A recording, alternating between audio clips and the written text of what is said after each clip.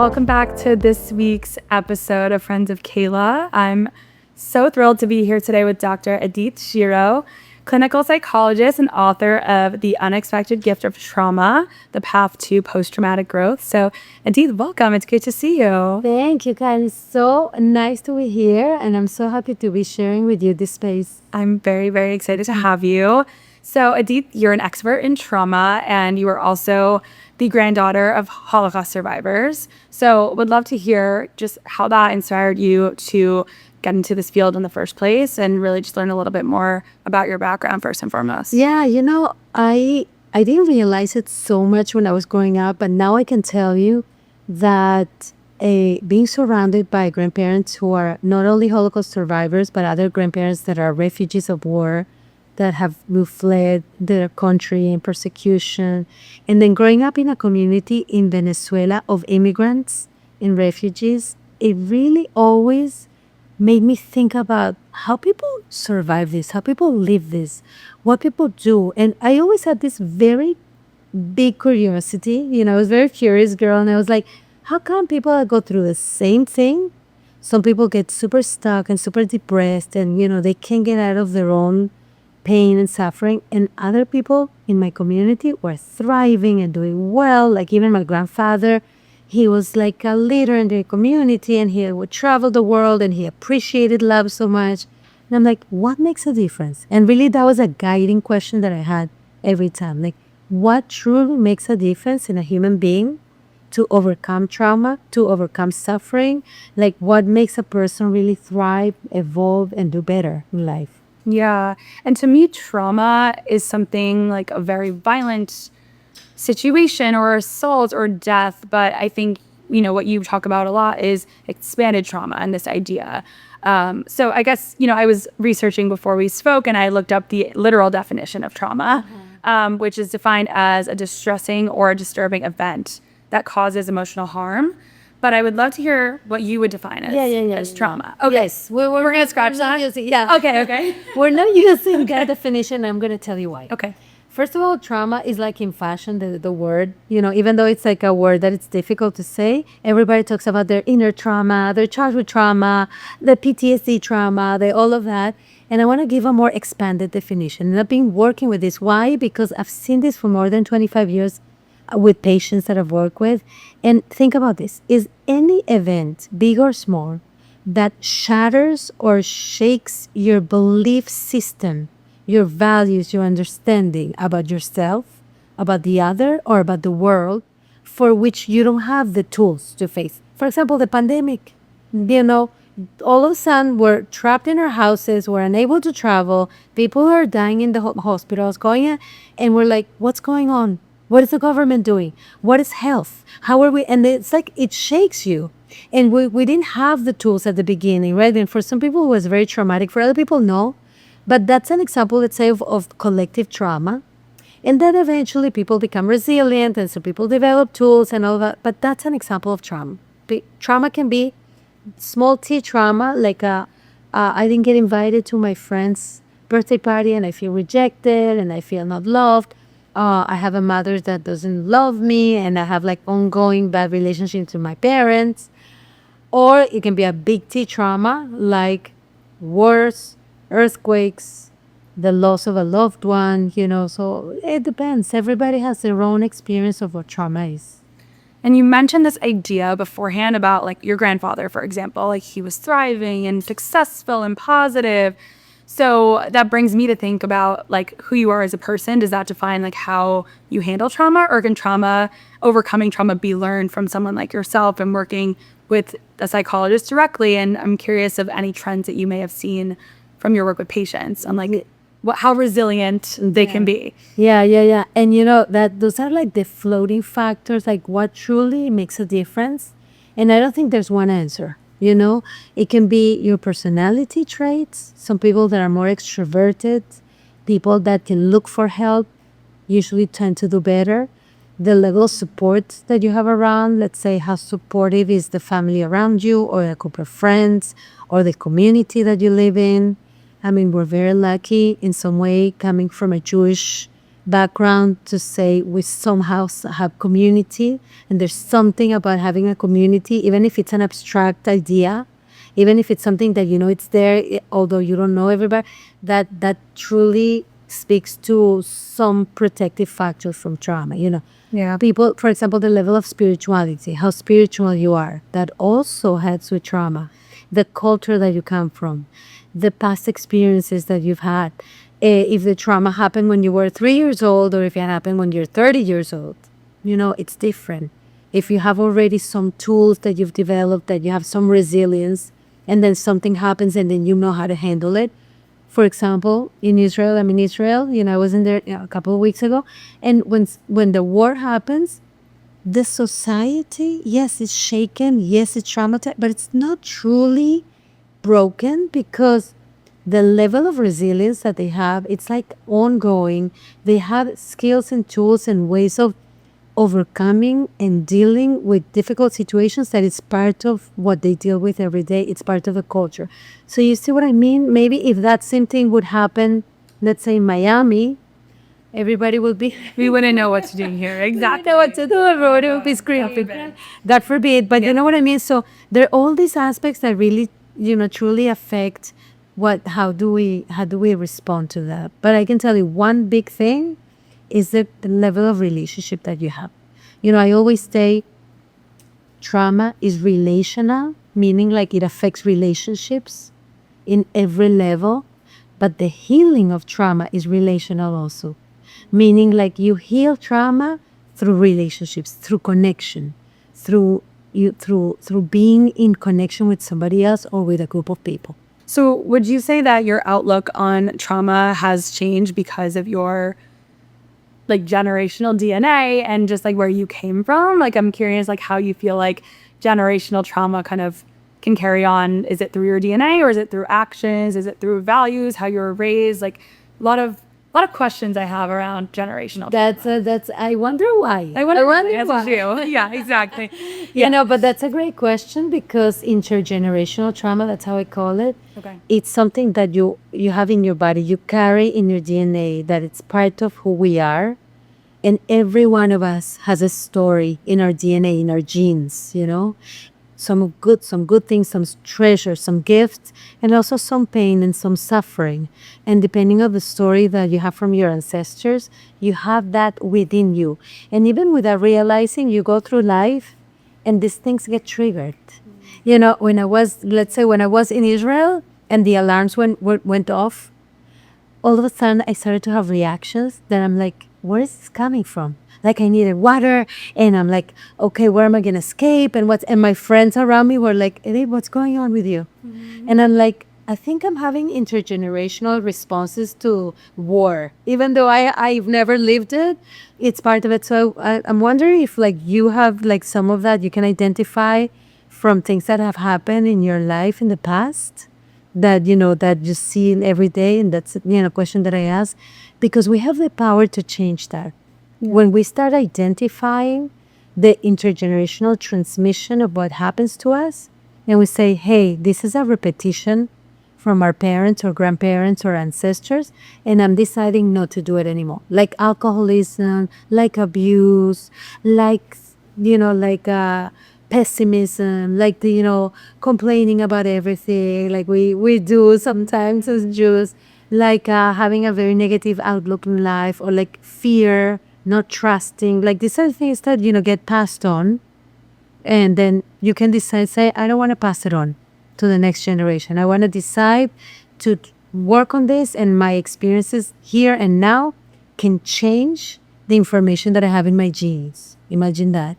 That's how powerful it can be.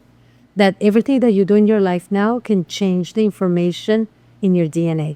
Wow. No, that's extremely powerful. And I think about that a lot in terms of like Jewish values and how we were raised, you know, speaking like on myself, like as an Ashkenazi Jew, although you were like, you look Sephardic, are you sure you're Ashkenazi? I don't know. We have to examine. We'll have to go through like 23andMe or something. But I think a lot about like anxiety in Ashkenazi Jews. Like that is common, right? We all have stomach issues, they say. So like, what about our genetics influence us in that regard, right? We have a whole bunch of gene illnesses. Right. That you have to As get checked when you're like to check. pregnant or, you know, exactly. So it's things like that that can genuinely are a part of your DNA that can really shape who you are, like even physically. Yes. Which is so interesting, not even just like emotionally or mentally. Yes. But when it comes to kind of like changing your outlook on the way you handle like generational trauma, are there specific, I guess, trends or characteristics of people that have been able to overcome trauma a little bit easier than others? Yeah, I can tell you one thing that truly helps with that is being consciousness, meaning like you taking the responsibility in your life to examine what you're doing, not going through life in like, you know, like a pilot, on pilot, on what's it called? On autopilot. Like, Yeah. Because then you're just reacting to whatever is happening to you, and you're just making decisions without even knowing where you come. And I'm saying that even as you choose a partner in life, when you decide that you fall in love with somebody or that you want to marry somebody, and you don't even know why you made that decision, where is that coming from, what you like, what you don't like, I can assure you this is being informed by your past traumas, by your intergenerational trauma, by your information that you've had growing up, by your childhood experiences. So only the person that really truly gets conscious about who they are and wherever this is coming from can make an informed decision and say, I don't want to repeat the patterns that, let's say, I learned from my parents, like the bad patterns of relationship. I'm going to be conscious. This I like, this I don't like. I'm going to see what I can take. And that person is called a transitional character, meaning like the cycle stops with me and I'm going to make informed decisions of what I want to pass on and not just repeat in autopilot automatically where I don't even know where it's coming from. I love that idea of like breaking the pattern, especially when maybe your parents didn't lead by example growing up or whatever the trauma may be from that relationship with one's parent. And, you know, this brings me to think about, you know, just my generation right now. I think like my parents' generation may look at my generation and say, oh, you guys are all so sensitive. Yes. Like you're all in therapy, you're all anxious, you're all depressed. And like, I think it's amazing that mental health has been destigmatized and that people are so open about going to therapy. And I think that's a value that a lot of people who are like millennials like myself really uphold. But I think that's a difficult thing to break out of and really like take that step to see a therapist or see a psychologist when people from elder generations are like, no, you don't need that. You're fine. Just go to the gym or have a drink. Right. So, I'm just curious like what your perspective is. I'm working with patients. I love that question. You know, it's called the crystal generation. I don't know if you've heard that term. So we are the crystal. You are the crystal generation because you're always feeling like it's so fragile. You're about to break. You have to be careful. But I want to say it in a very, very positive way. Your parents' generation come from the consequences of being in the Second World War, and their parents, like your grandparents, had to be very tough and in survival mode. So there was no time for emotions and for stopping and examining yourself. You were in survival. You were trying to be stable. You're trying to adjust. And we Jewish people, most of all, had this thing of like you have to adjust to the new world, to the new era, to the country that you're living in. There's no time to be, delicate about your feelings or stopping about what you feel and what you don't feel. You have to do. You have to act. You have to produce. And part of it is like being productive, and part of it is being a provider for the family. So when you're in that mode, you're not having the luxury of dealing with feelings. And there comes your generation, and says, wait, we're going the other extreme. Let's look at feelings. I'm feeling everything.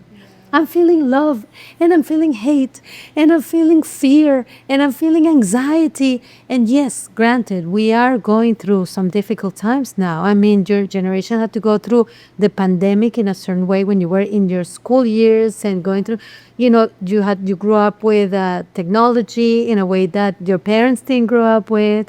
You were exposed to these new generations, also the Alpha and Beta generation and Gen Z are growing up with so much information around the world that everything that is happening on the other side of the world, and everything affects us. Yeah. Everything affects us. So we're overstimulated, overinformed, over affected by everything. So of course it's like you're fragile. It's like too much going on. Yeah. So I'm on your side. Girl. Okay. I'm on your side. Thanks, girl.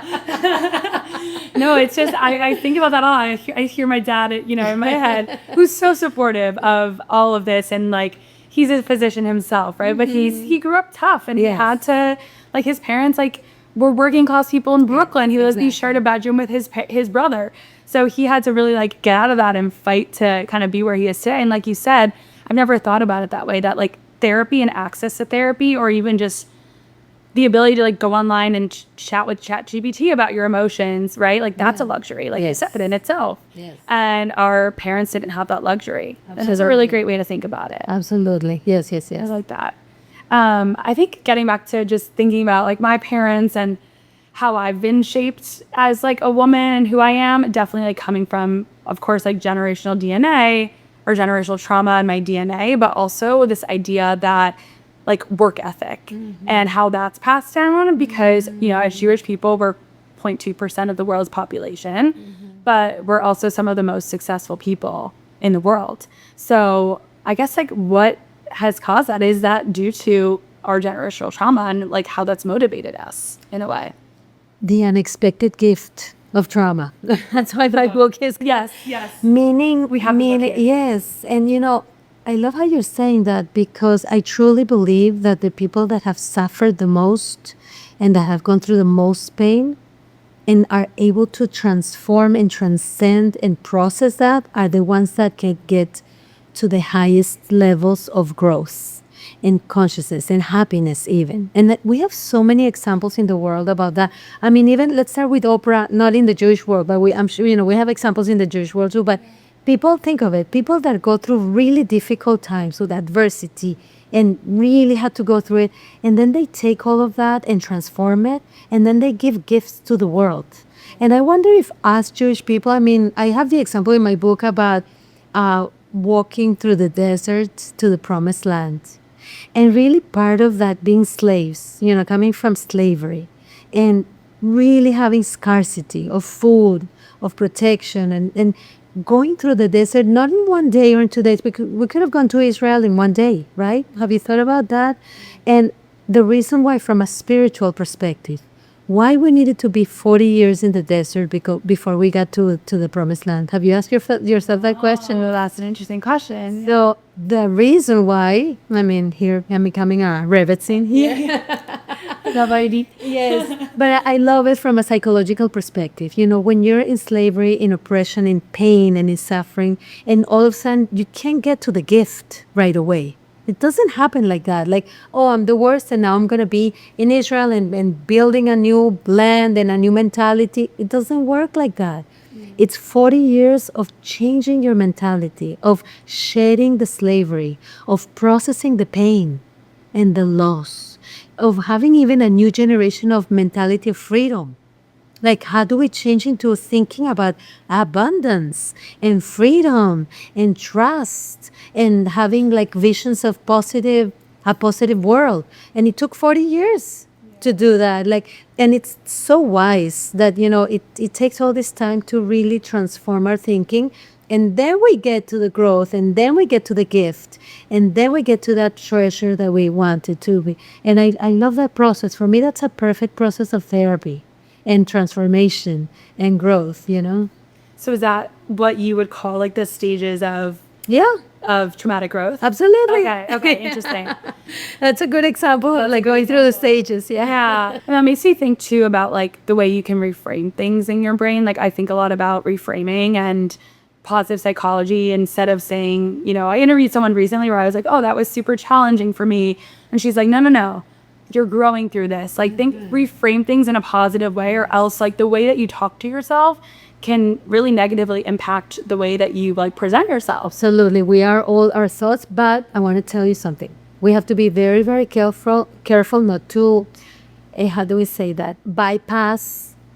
It's like a spiritual bypass or a psychological bypass, meaning like you don't do the work and you're all about positive. Oh, I don't feel anything. Everything's great. Oh, no, somebody died. No, I feel so good. Oh, the world is falling apart. No, everything is great and positive. No, But what it is you're able to sit with your feelings. You're able to get in touch with how you feel, to recognize what's going on. And even with that, you can reframe it in a way that says, this is an opportunity for growth. This might be challenging, this might be difficult, but instead of like closing up or saying, feeling like it's the end of the world, he's saying, no, let me reframe this as an big possibility and opportunity to grow. And that's where the difference is. And everything that you think and how you frame it, and every thought that you have creates your reality. Think about it. Like what we think and what we do is the reality that we live in, and that's who we become. Right. But it also takes time to get there. Like when someone's going through a breakup or whatever it may be, like I have a best friend that just went through a bad breakup, and I'm like, you're going to be great in 6 months. Like, I'm so happy for you because, you know, the other side is coming, but I'm sure she didn't want to hear that in the moment, right? I had the big that advice. You can say to her, Yeah. I'm with you, and you can cry in my shoulder. No, of course. And then after she cries for 6 months, then you can say, you know, only when you see that the person is ready. I know, I want to tell people, I want to say, no, but I know about this. Like, you're going to be so much better. It'll be great. And I see it every day in my office. And I see how people transform. But when I say that to somebody that is suffering in the moment, they want to kill me. They're like, don't say that.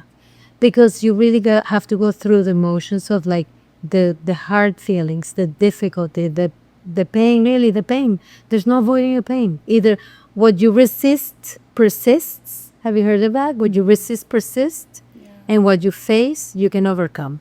So do you feel like with patients you may have worked with in the past, like people that continue to resist and not just like feel the emotions are the ones that have the hardest times, like overcoming something?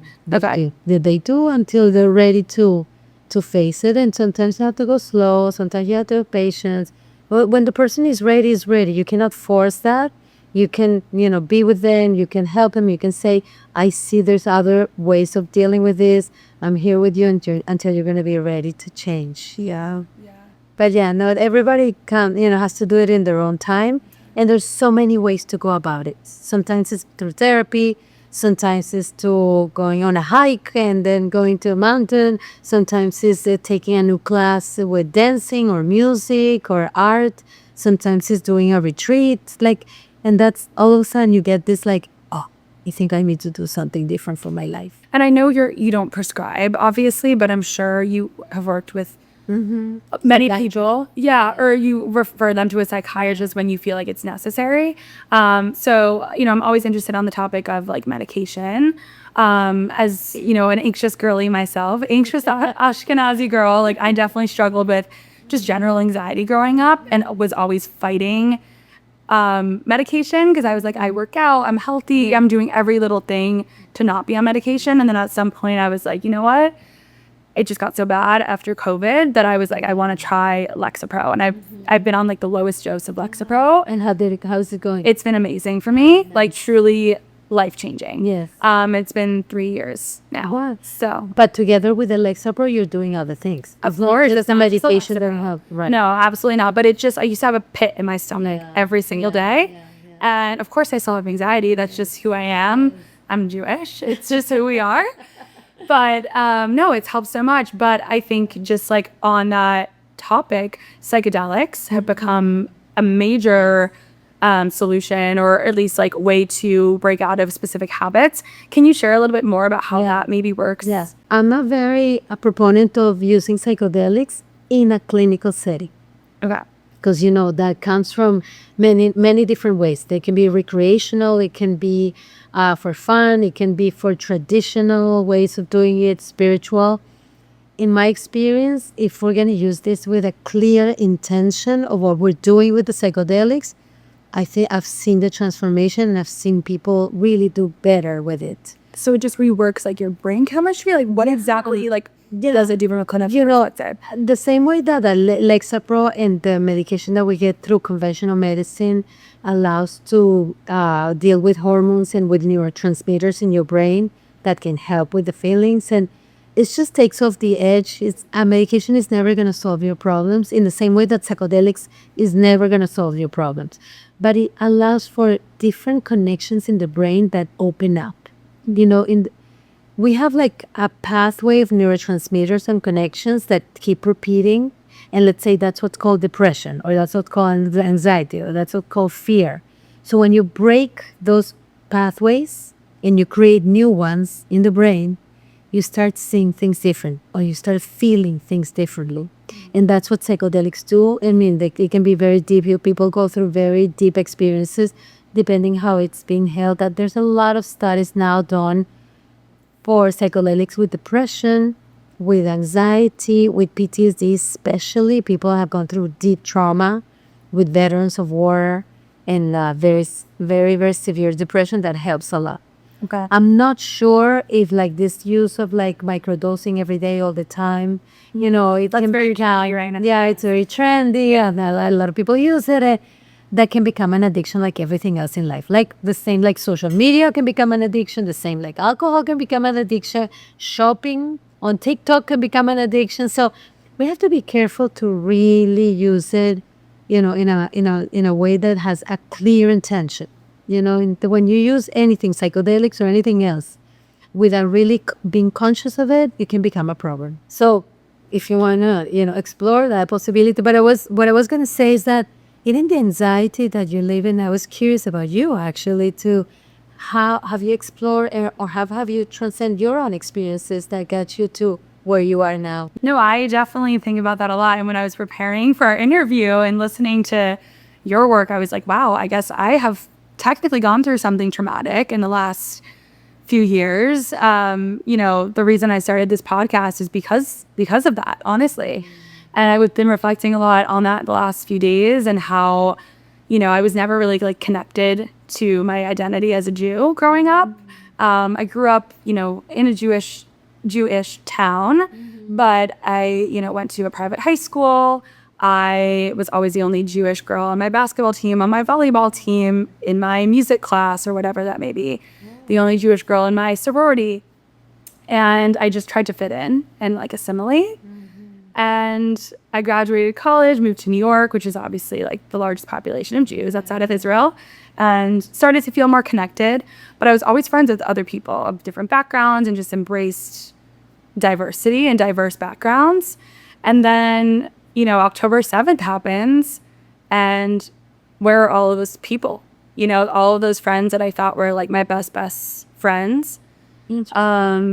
Really weren't there to support me. Two of my best friends for 10 years are two Lebanese Muslim sisters. Their mother, called me her third daughter. Like we were genuinely like sisters, the three of us. And it's interesting because I always went to Israel, even like throughout college. I did Birthright. I was always like connected to my Judaism in a way, but not so passionate about it. And it was interesting that October 7th was what really divided us because we just couldn't see eye to eye on the situation. And I don't think there's anything worse than a friendship ending. I've been through heartbreak. I've gone through breakups. That is but a friend breakup is, it stings. It's a love story that is being broken also, a friendship. Totally. I'm so sorry to hear. Thank you. And I've tried to, repair the friendship and we've tried to have conversations, but it's difficult. It's a sensitive time and maybe now is just not the time to be friends. And, that's okay. And I've accepted it. But I think for a long time I was depressed and I was upset and I felt like no one was on my side. I felt isolated. And through all of that and that uncomfort led me here to be like, I want to do something about this and I want to be a voice and I want to make up for all of the times I said to my parents growing up, I hate Hebrew school. I'm embarrassed by my Jewish last name. I'm a little bit ashamed to be Jewish. And so that's what I'm doing now with this podcast and trying to bring light to the positivity and the amazing things about being Jewish because there's so much to be proud for and proud of. And with all the hate and negativity and anti-Semitism online, I think it's just really important to show that we're normal people, we're amazing people, and there's people like you I can interview who are making an impact. So that's what I hope to do. Wow. You are a perfect example of post-traumatic growth. You should be in my book. Wow. As an example, because this is exactly what I talk about, and I'm so appreciating that you share this. That's beautiful. Yeah. Because it is such a great example for other people as well. It's how you transform the very pain and heartbreak that you have and turn it into something that is not just good for you, but you're helping other people as well. And that you've grown through this process. It's really, truly beautiful. It's amazing how trauma polarizes, breaks relationships, and really shatters the connections. It's so unfortunate that that happens. But that's why the healing happens in connection as well. So in the same way that you've lost for now, hopefully you can repair that. All of you, the three of you, can repair this, hopefully. Because I always think that tolerance and resolving conflict is so important. And it's such a growth, opportunity. But it's also true that you're making other friends and other relationships that are also allowing you to grow and allowing you to transform into something else. And that's incredible. Oh, that's beautiful how you're doing that. Thank you. No, I mean, I just moved to Miami, and Miami's been such a great home for me right now, and it's really like what I needed for my soul. And I've built the most amazing like friendships here, and like really feel so deeply connected to my identity and like my authentic self, which I think is really, really important, because how can you be friends with people until you are truly like showing who you are? Absolutely. And especially, and this really describes the 5 stages of post-traumatic growth, by the way, because it's that shattering at the beginning. And this is how people go through in this. It's a shattering of their belief in who you are and like, what am I doing? What's my identity? Yeah. Who am I? Who am I? Am I a Jew? Am I a non-Jew? Am I in the middle? Who's my friend? Do I live in New York? Where am I? Like, it truly makes you question everything in life, everything about yourself. And then you go and get some help somehow. That's second stage. And then the third stage is you're creating new narratives about yourself. You're recreating your identity. Like, oh, wait, I'm not only a non-Jew, but I'm a Jew. And I'm not only from New York or Massachusetts, but I'm also can live in Miami. And yes, I'm friends with these two people, but I can be friends with other people too. And here I am doing a podcast that is gonna make me talk about myself and about other people and you really regenerate it, reinventing who you are in some way. And then you get to the fourth stage is integrating all of that. And then the fifth stage is really growing from it, not just for yourself, but then you can start helping other people too, which is exactly what you're doing now. Yeah. Oh my gosh. Thank you for saying that. That just made my day. And it just, yeah, it resonates because I feel finally like I'm kind of on the other side of all of that. And it's nice to feel that validation from you, like in the 5 stages and how it relates back to the work that you're doing. So that's really interesting. And I also think it goes back to just our collective trauma as Jewish people, and going back to just the motivation behind it. Like there's so many themes when I'm interviewing people of like how they've made their money and their millions and whatever it may be. And like that motivation is because they felt like an outcast because they were Jewish, and that's what drove them to success. So this theme just like it keeps popping up. It keeps, and the more you really see other people, how they have become somebody like a scientist, a Nobel Peace Prize, or like an award, or like they've done something, created foundations or nonprofit organizations, or organizations that really help so many other people. What's behind that is a story of suffering and loss. Think about it. Like you start seeing that more and more. These are all the themes. Yeah, exactly. Yeah, no, I definitely can see that. And getting back to just some trendy slogans right now, I wanted to ask you about this because this is something that's just everywhere. And I feel like everyone just kind of says this buzzword is like healing your inner child. I know we're switching topics now, but what does that even like mean? Is I feel like it comes up even when dating, and people are like, really? Has that guy like done the work, and like he has this childhood trauma, and has he healed his inner child? Like it's really a thing. Okay, but let's be honest. Every one of us has some sort of trauma. Everybody here in this room, in this world, everyone has a story, right? So when you say healing the inner child, is because some of what has happened usually in childhood has determined and shaped who you are. And until you become aware that this is what's happened to you and this is what you're projecting into the other person, you're not going to be able to do anything different. So if you're dating a guy that is not like a little bit aware of his inner childhood trauma, he's gonna keep doing things with you that are gonna be like, dude, where are you coming from? Like, why are you doing this to me? Like, for example, somebody that is super jealous. And it's like, why are you wearing the shorts? But are you allowed to? Yeah, I don't like it that you go out like that in the streets. That's the worst. Yeah. Or who did you talk to? Can I check your phone? Or what happened? Like, no, you're not going away on vacation by yourself. Sorry. You stay with me. Let's say, for example, a boyfriend like that. It's not his personality. I want to tell you that.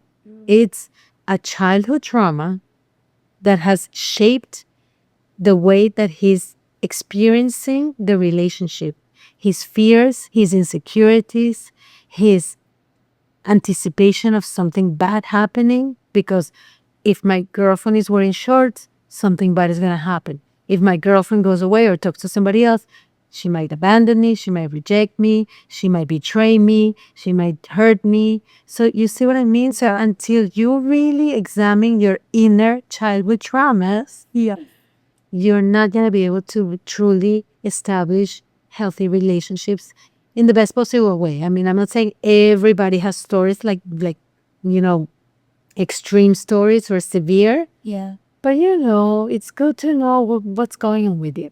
But in most cases, that's a situation where it's actually like impacting another person and impacting like your relationship with another. Absolutely. Yeah. Like that's where it would come up. Yeah. It's impacting in your work. If you have a boss that comes to work every day and starts like, being disrespectful to people, to this one, to the other one, to women more than men, or to, the bigger and the small, like, and starts saying things that are nasty, or that he's not even aware of the way he's entering the room.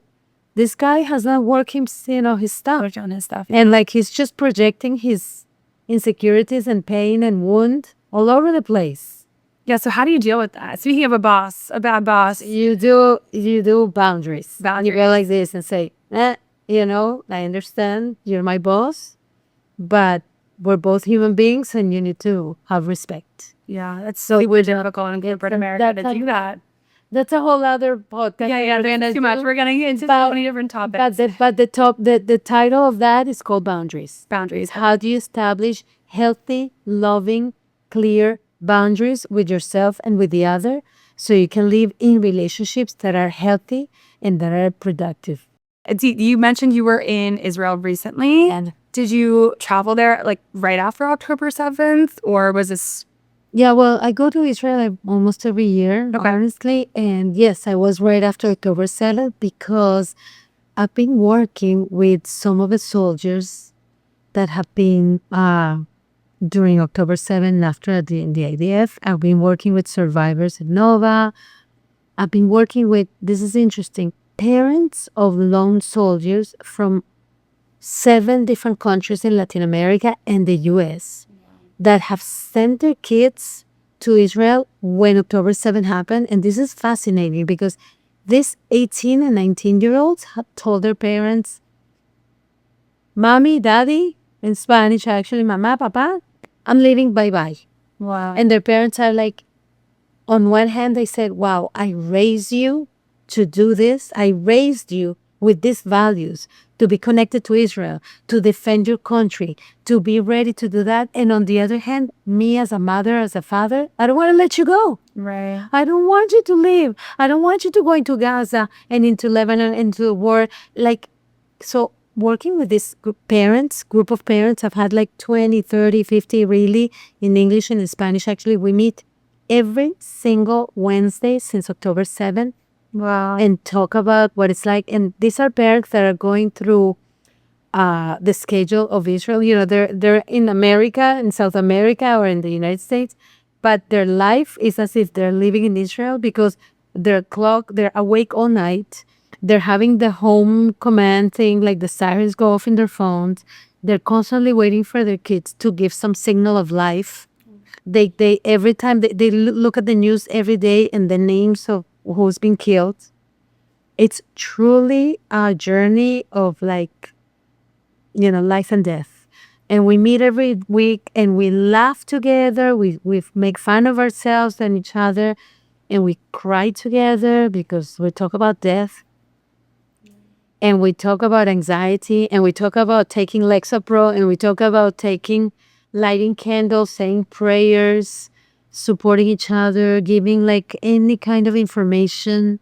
So it's been a huge journey, really. And together with that, I also see soldiers, and some of the soldiers are saying sometimes, I can't handle the trauma anymore. I've had soldiers that have come back with such severe PTSD that they don't want to go back to Israel. And they say, I can't go back. I can't deal with it. It's too much. And then I have soldiers that say, even though this is so hard, I'm staying and I'm fighting and I want to give it all. And it's really incredible to see that range. I'm like in awe because I'm a witness of all of this that is going on. Yeah. So it's been wow. You have a real firsthand account of these experiences. Yeah, this is. I do struggle as a mother. I mean, it breaks my heart every day. I feel like these are our children, our brothers, our sisters, and this, like, you can't disconnect from that. So what I do is really try to help as much as possible. So I do a lot of work pro bono. I have networks of psychologists and clinicians all over the world to provide services for people in need, like in this case in Israel. And, I had a crazy experience because I was in Israel 2 weeks ago. I was invited to give a conference about trauma. And I am in Jerusalem at the Waldorf Astoria. And here we are, it's Thursday. And then I go to bed, and all of a sudden, all the sirens go off. And I've never experienced that. So I went through the war. I went through the war for the first time in my life. Right. And people were like, oh, you did, but you're a clinical psychologist, you're an expert in trauma, nothing happened. You're like, fine. you're Yeah. fine. And I'm like, listen, human beings. Yeah, yeah. And being a human being, I really never experienced this. I mean, levels of stress and anxiety that were so high that I had to use all the techniques that I know for myself and really rely on my friends and family and community to overcome it. And it really taught me a big lesson. I was talking to people here that the power of community is incredible. I mean, I was there going through the war. I had to escape. I don't know if I told you this, but because all the airports were closed and everything, nobody could come in or come out. And, I was pretty much trapped in the hotel for a whole week because there was no going out. There were no taxis. There were no people in the street.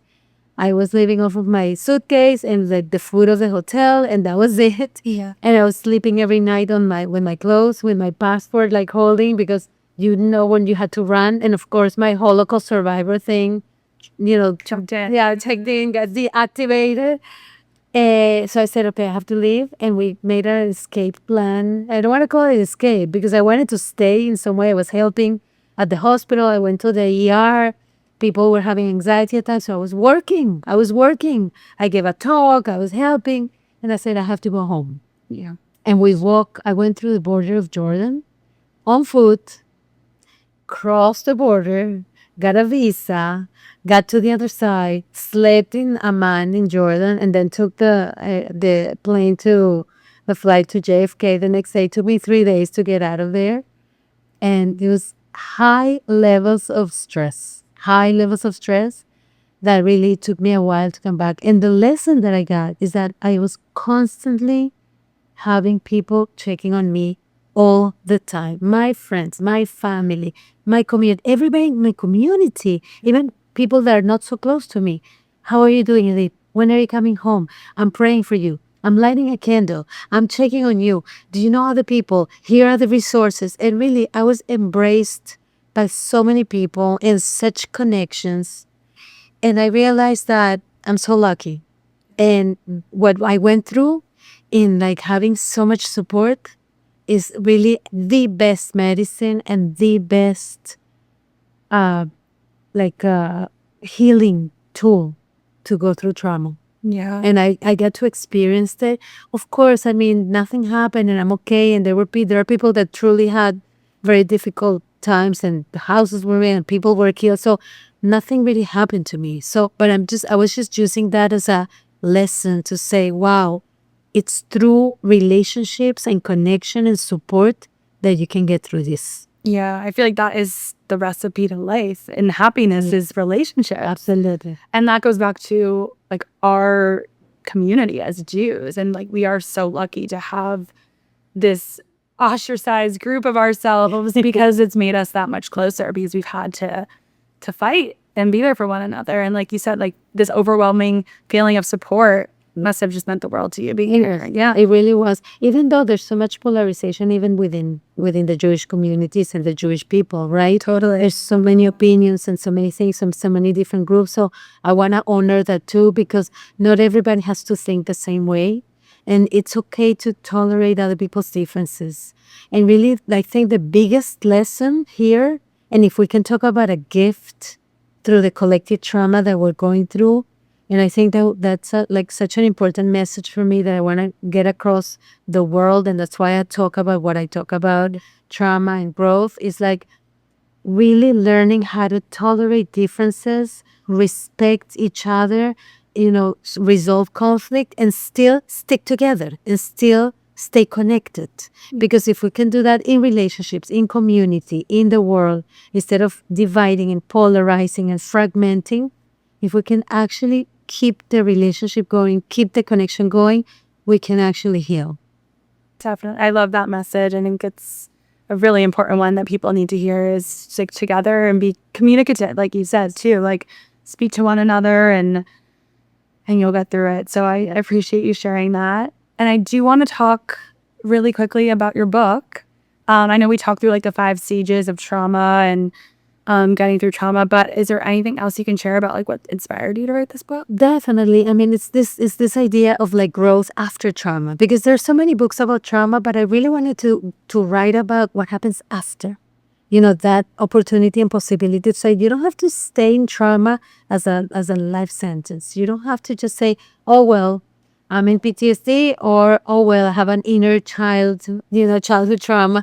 You have, there's the message of hope that says you can do something with that. You can have a different perspective. You can reframe it. You can say, this is my opportunity to grow. And that's why I love talking about it, even if it's intergenerational, even if it's collective, even if it's biological, even if you're struggling with illness, even the way that we change our bodies, even the way that we change, our relationship with our parents, with our families, with our friends, it truly can take you to places that you can now imagine, and it allows you to develop, if you work through it, you can develop skills that will bring you great gifts in life, that will give you really that life purpose, like the way that you're doing a podcast now. So that was really my intention, to bring hope and to bring a different perspective into what happens after trauma, and give a language to this, to say, we're all going through that. This is what it's called. Yeah. Yeah. And we can talk about it, we can say it, we can identify it. And of course, it's based on my personal experiences, not just from my grandparents and parents, but also me moving to different countries, experiencing discrimination as a Jew or as a Latina or as an American, like I have all kinds of identities, but also professional. I learned so much from my patients, and I've seen with my patients the transformation they go through, and I'm so grateful to be able to have that, and I get so inspired every day. So this is just a little bit of the stories of what I hear every day. Yeah, that's beautiful. And you must be so proud of your patients and seeing like the work that they're able to do for themselves and overcome like all of these major life experiences and traumatic incidents. So I commend you for the work that you do. And I'm really glad we were able to chat today. And shout out to Lexi for connecting. Yes, Alexis. Yeah. I know, and I'm very grateful. I'm very grateful because it gives me the opportunity to talk to people like you. Yes, you're so bad. And to talk about things that I feel inspired every day, really. So I hope everybody finds their inspiration like that. Yes. Thanks, Edith. And where can people find you? So Instagram, Dr. Edith Shiro. My website, www.dredithshiro.com. Please look it up. There's a lot of information there. I'm actually going to give a talk in September at the JCC. It's in Spanish, but you can come. I might do some other things in English as well, of course. I'm going to Panama, to the Jewish community in Panama, and I'm going to present my book. I'm going to the book fair. And then I'm going to be going to Argentina also in December. So I'm traveling the world. Oh, yeah, traveling the world. But really, to keep up with that, it's on my website, my Instagram. You can call me. You can Facebook. My YouTube has a lot of stories and videos and really good interviews. So you finally get the book. Yes, yes, at the book. Thank you, Edith. Thank you.